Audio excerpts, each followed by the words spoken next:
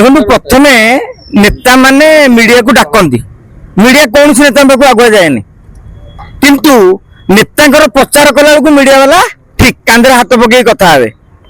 जिते बड़े नेता गोटे भूल कर भाइराल होगा से सागे सागे मीडिया को गाड़ी दौरान मुझे भावुँ आपण मैंने जिते बर्तमान बैक नौ नेता मान आफिडेविट आणतुरी जे भविष्य आम विरुद्ध में तुम पदुटे कहबनी कहीं कहला भाया कहले चलो कई किसी कहते मीडिया ठीक भाव में कम करूनी आम एकमत रोचु केतबेले बहुत समय बड़ बड़ गणमाध्यम ठीक न्यूज परिवेशन न करिकी बुले बांकी खबर परिवेशन करूँ तेमे कह चारणा आठणा तांको चाउल किणा माने मु भाबुची सी बोधे क्या मीडिया भावुं कौन भावुं आम जानिनु अवश्य गोटे गीत भाइराल होता बड़ घर लो बेटी लो गोटे गीत भाइराल होता मुझे भावुची सी गोटे बड़ घर जुआई रो गोटा करके गोटे गीत टी भाइराल कले भल हाँ कहीं अरिंदम रायकर परिचय सिनेमा जगत रे जेतिकी तांकर सबुठारु बड़ परिचय है से बबी दास भिणी जो गत 15 वर्ष धरी 2009 मसीह 2024 पर्यंत 15 वर्ष परिश्रम कले भी बीजेडी टिकेट देला नहीं कहीं बीजेडी टिकेट देला नहीं मु भाबुची बबी बाबू बोधे जानी सारी जे तांको भिणीकर प्रकृत में नेता हबार योग्यता नथिला एवं एबे जो सालेपुर टिकेट पाइले से टिकेट ऊपर जो पाई साइला पर बड़ नेता देखा जाउछंती से मध्य बुझिबा दरकार जे सेतेबेले बीजेपी रे टिकेट नबाकू लोक ही नथिले प्रकाश बेहरा टिकेट नबा कथा बीजेपी रे थिले लोभरे पड़ी से बीजेडी रे पळेले दल देखिया हठात काहाकू पाइबो काहाकू टिकेट देले चलिबो सेपटे तेणु दियो गोटे अरिंदम बाबू दे दियो हो 2024 मार्च रे बीजेपी रे मिसिल 2024 अप्रैल टिकेट नेल एमती संगठन कल 8 दिन भर 80,000 भोट आज्ञा से भोट बैजयंत पण्डा से भोट बीजेपी तेणु इतिमध्य प्रकाश बेहरा जो बीजेडी छाड़ी बीजेपी को आसिले से टेंशन होगा कौनटा करी तेणु गोटा कलिकुजिया करी बाहा गोटा बढ़िया सुना बड़ा भी पिंधि रंग देखे देकी निजे निजे ऑडियो वीडियो रेकर्डिंग कर अरे तुमरी कर्मी जाइए वीडियो मत कहतु कौ मीडिया वाला थे से वीडियो तांकरी कर्मी भाइराल कले तारी भीतर नकारात्मक मंतव्य आसला मीडिया होगा आठना चारणा ओटीवी सांबादिक सागर से 1-to-1 कले सारा ओडिशा जानी ओटीवी हूँ बीजेपी समर्थक बीजेडी कट्टर विरोधी से बीजेडी मुखपात्र मैंने डायस को स्टूडियो को भी जाती ना आज सी हो गले बीजेडी मुखपात्र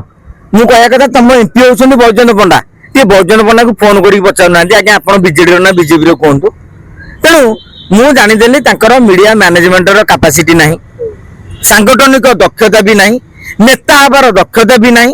तेणु जो मीडिया को चारणा आठना कहले किंतु आमे तांको चेतावनी दउछु आशा करूछु अरिंदम बाबू आ गोटे लाइव आसिकी भूल मागंतु नहले ओडिशार मीडिया आपन को चारणी आठणी नेता सजाई दबो आमे तो चाउल किनिकी खाउछु तुम सिनेमा हॉल फांका पड़ो अरे डर लगुच तुम सिनेमा हॉल सिनेमा चलियोनी बोली सिनेमा करिया को डर लगुच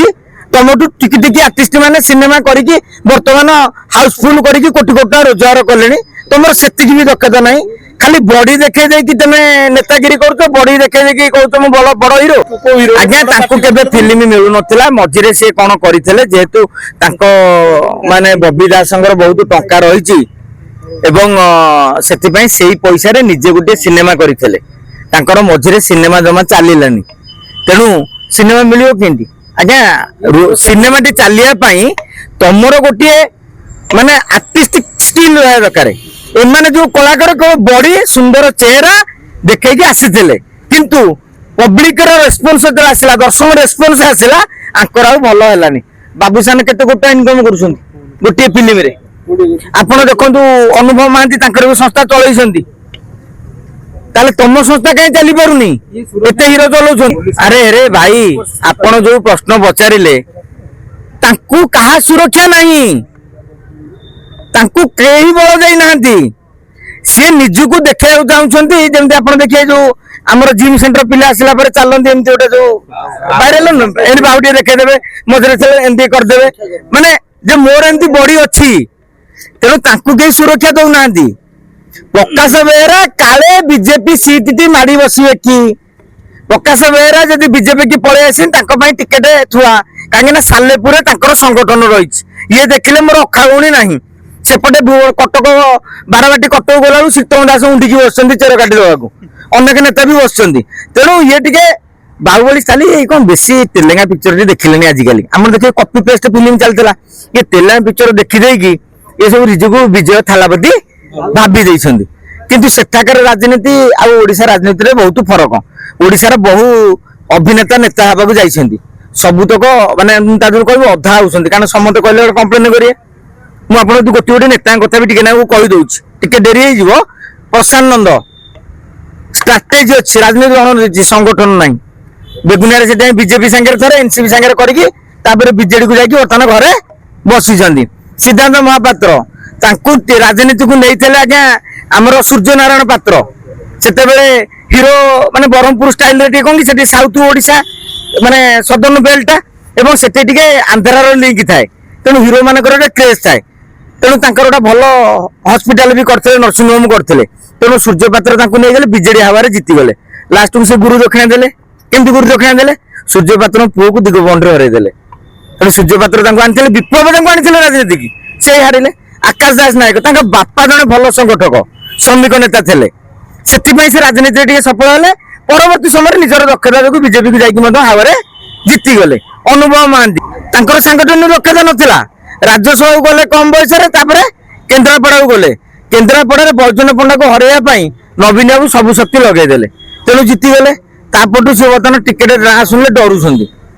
ତେଣୁ ଏଇଭଳି ହଉଛି ଆମ ଓଡିଶାର ଅଭିନେତାଙ୍କର, କାରଣ ଅଭିନେତାଙ୍କର ଆପଣ ଦେଖିବେ ଗୌଁ ମାଗୁନି। ଅତୀତରେ ଅନୁଭବ ମହାନ୍ତି ସେମିତି କେନ୍ଦ୍ରାପଡାରେ ରକା ପକେଇଥିଲେ, ଏମିତି ବ୍ୟବହାର କରିଥିଲେ। ସେ ମୁଁ ଭାବୁଛି ନେତାମାନେ ନିଜର ନେତୃତ୍ୱକୁ ନ ଦେଖେଇ ଏଇ ଯୋଉ ଛୋଟ ଛୋଟ ଇସ୍ୟୁରେ ଭାଇରାଲ ହେଇଯିବା, ଲୋଭ ଥିଲା ଭାଇରାଲର, କିନ୍ତୁ ଭାଇରାଲଟା ବୁମେରାଙ୍ଗ ହେଇଗଲା। ତେଣୁ କିଏ ଦାୟୀ ସେଥିପାଇଁ ଦାୟୀ କରିଦେଲେ ମିଡିଆକୁ। ଆଉ ରହିଲା ଆପଣଙ୍କ ପ୍ରଶ୍ନ ହେଲା ଥାଲାପତି ବିଜୟ ହେବା ପାଇଁ ମାନେ ପ୍ରୟାସ କରୁଛନ୍ତି। ମୁଁ ତାଙ୍କୁ ଅନୁରୋଧ କରିବି ଓଡିଶାର ଅଭିନେତା ମାନଙ୍କୁ, ସେଗୁଡା ପ୍ରୟାସ କରିବା ଦୂରର କଥା, ଜୀବନରେ ସ୍ୱପ୍ନଟି ଦେଖନି। ଥାଲାପତିର ପୁଅ ଗୋଟିଏ ଫିଲ୍ମରେ 150 କୋଟି ଟଙ୍କା ସେ ନଉଛନ୍ତି ଗୋଟିଏ ଫିଲ୍ମ କି। ଆମର 150 କୋଟି ନୁହଁ, 1.5 କୋଟି ହେଲେ ଗୋଟେ ଫିଲ୍ମ ହେଇଯାଉଛି। ହିରୋଙ୍କର ଅଧିକାର ବେଶୀ, 10 ରୁ 15 ଲକ୍ଷ ଟଙ୍କା ନିଅନ୍ତି। ଏବେ ନିଜେ ନିଜେ କରୁଛନ୍ତି ବୋଲି ଲାଭ ପଇସା ଟିକେ ଅଧିକା ପାଉଛନ୍ତି।